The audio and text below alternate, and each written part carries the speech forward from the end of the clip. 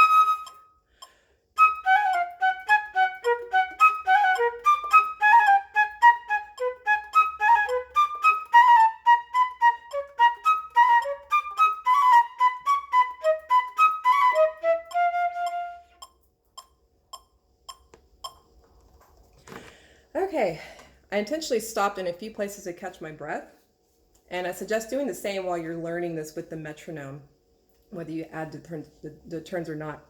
It gives your mind and breath a chance to sort of regroup, recharge a little bit. So I'm going to go through every bar and discuss what turns to do, which often use a lot of trill or shortcut fingerings, as I call them. Some you may be familiar with, and many of them repeat, while others may be new to you, and some of them are a little awkward. The first turn here in measure 17, I have D flat to E flat 4 times. So let's first practice that trill fingering, which is going to use the second trill key. Now you can also use both turns or both trill keys if you need to. On some flutes it may be a little bit low with only one key, but with some flutes it's really sharp with both. For me, when I play it fast, both times, whether I use both turns or one turn, it kind of sounds the same. So just figure out which one. Ultimately, if you plan on playing this fast, then you really only need the second one. But while you're going slower, it might sound better if you need to use both of them. So just wanted to point that out. So this measure will be like, I'm gonna go a little slower.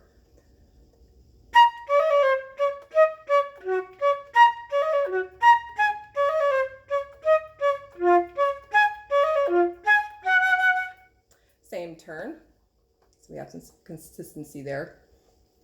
Then in measure 18, I have C to D flat, C to D flat again, and then D flat to E flat. So I'm going to do the first finger here for the C to D flat.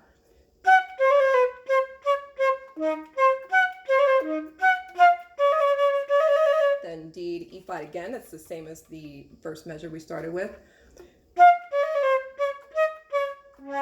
right here, this D flat fingering, I should mention the D flat to the low D flat. You need to take that pinky off to be able to go down to that low D flat so that you're not trying to slide it. Just going to take a little bit longer. And I'm going to try to acknowledge the breath marks written in as early as I can.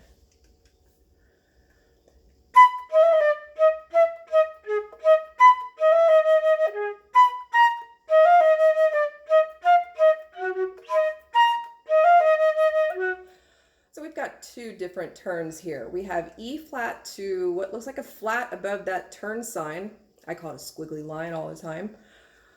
So the flat indicates that the note I'm going up to, I need to bring that note lower. So instead of going up to an F natural, which I'm going to do soon, but right here I've got to go E flat to F flat.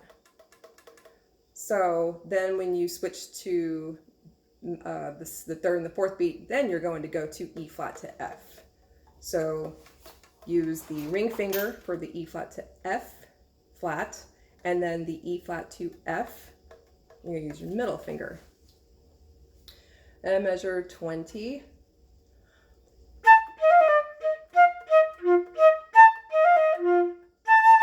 E flat to F, I'm going to keep those two, and then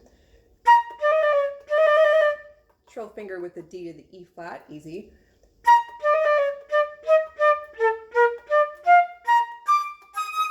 I should also add, there are some spots already where I can use my thumb B flat and where I need to move it. So there's a lot of use of lever B flat, thumb B flat, and also 1 and 1 in some spots. Okay, measure 21, last line here.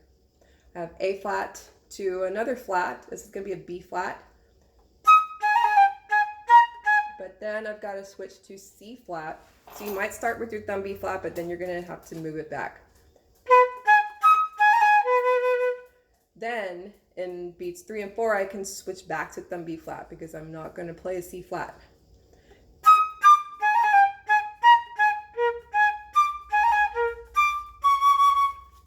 Now I am measure 22, G to A flat twice, and then E flat back to that F flat again. So we just have 3 turns here. Note where some of the chromaticism repeats a lot. You're going to have to write in some of them.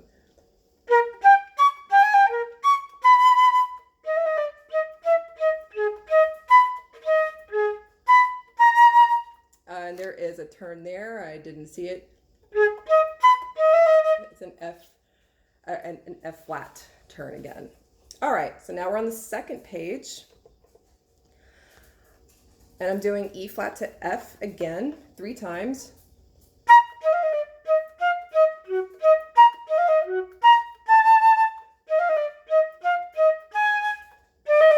D to E flat again.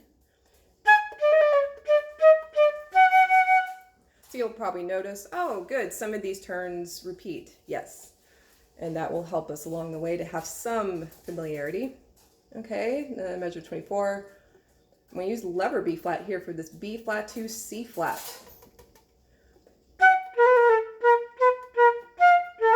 I can use thumb B flat right here, which in beat 2 right there, you're going to need to write in a little squiggly mark, and that's going to go from an A to a B flat turn above that A natural. It's not marked, but it is in the original.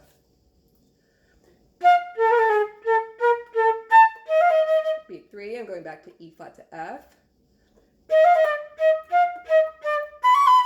Now let's stop on this B natural to C sharp or C flat to D flat. Move your first and your thumb together. Make sure you get that whole step. I'm going to go to the lever B flat. I can kind of sneak back to the thumb B flat on that last note there. Okay, and then from measure 25 to measure 28, it is exactly the same as the beginning. So the only thing we need to point out is the very end of measure 20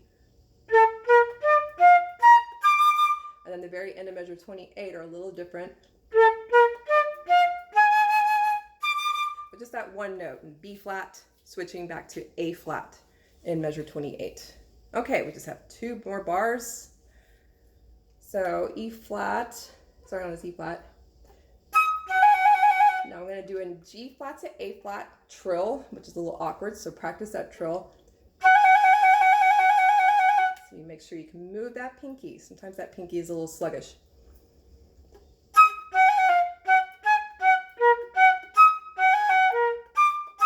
Okay, now I'm going to switch to another turn here, A flat to B flat, using your thumb B flat. But then I've got to slide it right here in the C flat. And then I've got to slide it again, so that measure is a little weird.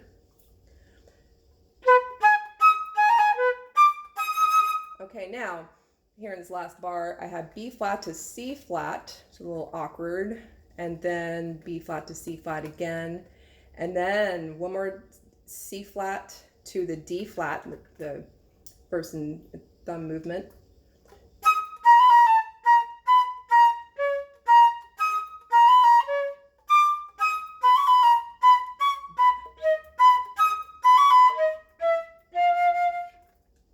And we made it to the downbeat of 31.